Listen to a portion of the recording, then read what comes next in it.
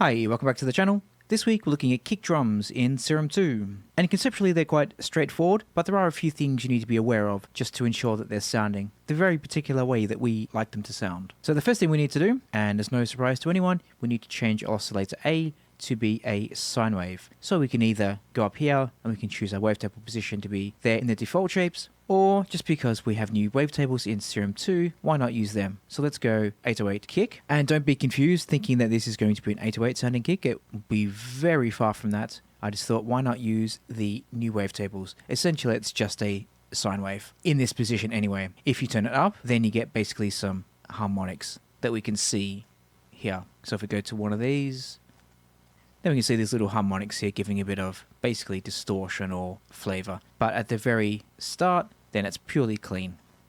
Let's draw in our MIDI. The bass line was in F sharp, so let's put this F sharp as well.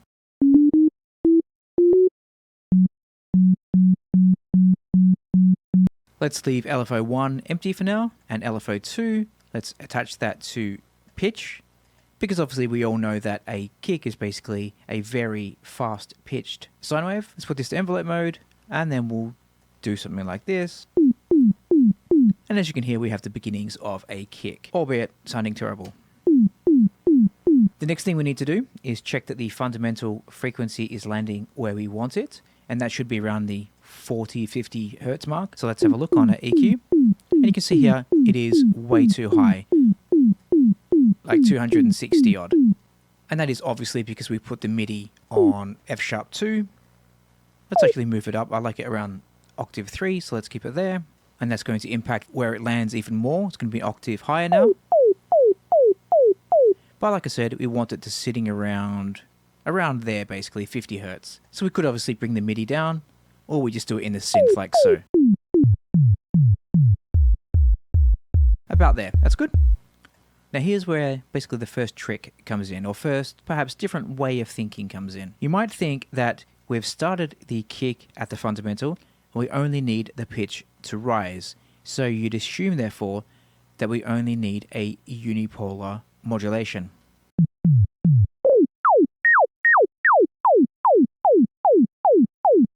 Like around there, for example. Because quite clearly, if we go too high, that sounds absolutely horrible. And if we go to our EQ,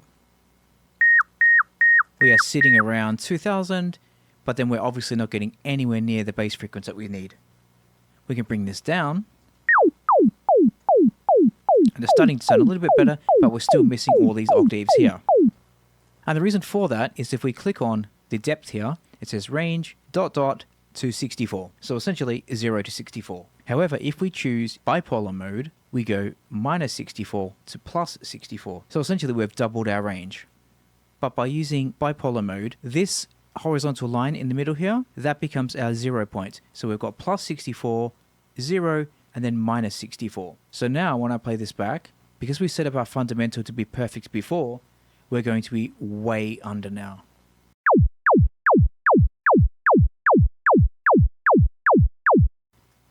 You can't quite see it yet, because our note length isn't long enough. But if we move this modulation basically to be 1/16th, or the length of the MIDI note, you can see we're falling right off this EQ. So let's set this to 1/8, because we know our kick needs to be around somewhere between 1/16th and 1/8. We'll get to that later.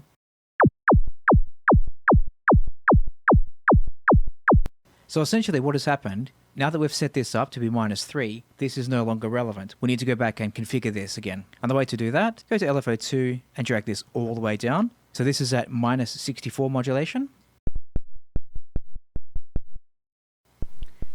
And then we need to turn up our octaves so that they once again land here.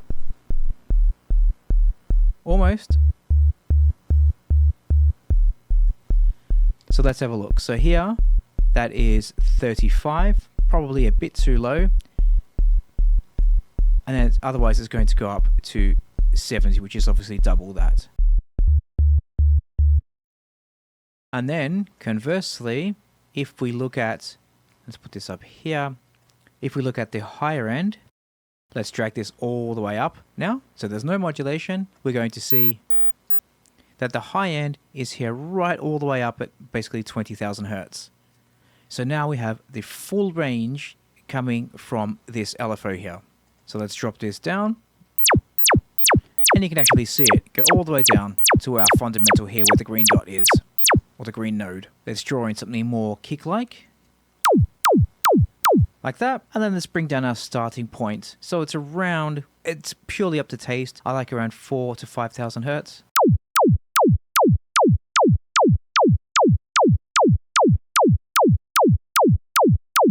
Now the next thing we need to do is turn down our random phase. And then let's turn also down the starting phase. So it starts here and then it's never changing. It's always a fixed phase. Let's now go to LFO1. Now this one I left empty intentionally earlier. Let's drag that to the level, turn that up around 80, doesn't matter, purely arbitrary.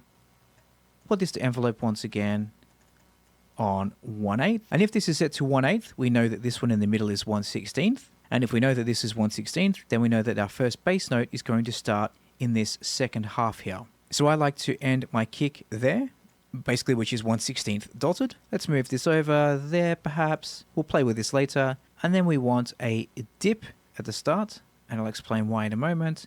And let's put it around there. Like I said, we'll come back to this. Now, why the dip? If we remember that our kick is basically a sine wave going from highs to lows. So that means that at this point, at this 0 point on the x-axis, we have the very high frequencies. Then we go down to high mid, mid, low mid, and then basically our fundamental here. So it sweeps through the frequencies left to right. But the problem is the kind of high mid frequencies don't really sound too pleasant. We could dip them out in an EQ, sure, but it's much cleaner to do it like this. So that means we get the attack, the very prominent attack, before moving into the mid bass and then the bass frequencies. Let's bring up an oscilloscope.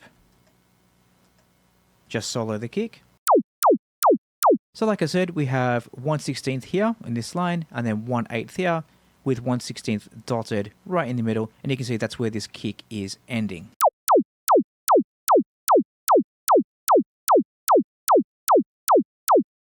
Let's skip back over to LFO2 and then we'll adjust this curve now because as you can hear it's still not sounding anything like we want. Now what I like to do is click on this little button here to expand it. So now we get quite a bit of room to play now. Let's bring it down because this is where the kick ends, so that should always be the fundamental.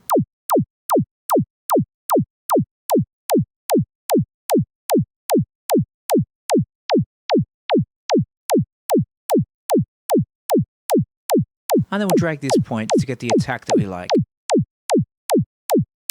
Let's go there for now.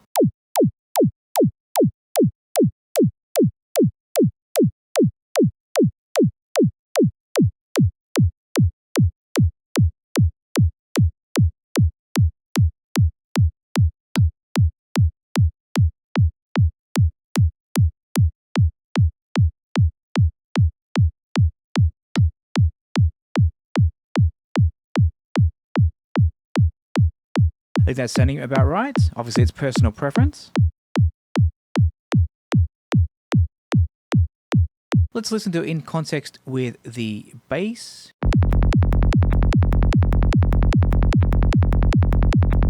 That's working quite well. And considering we didn't do it in context with the bass originally, just by luck, I think that's actually worked out really well.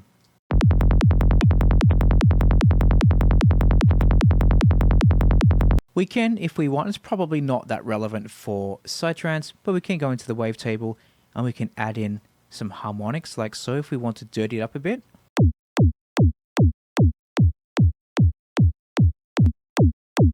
And basically a little goes a long way here.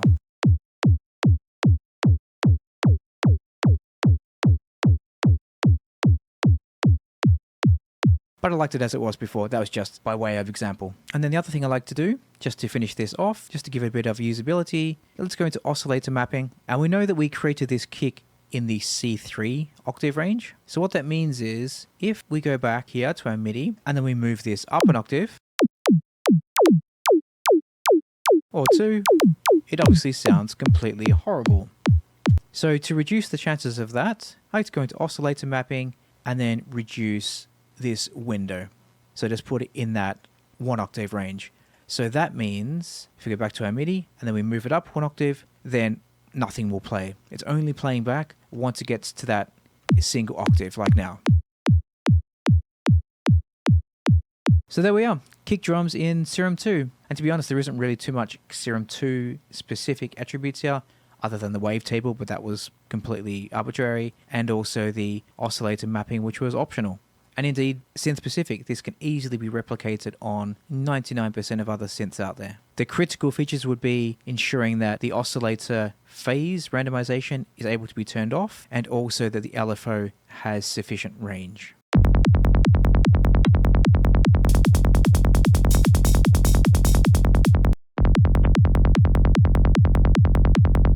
So there we are, kick drums. Thanks for watching, and I'll be back shortly with something else. We'll see you then. Bye.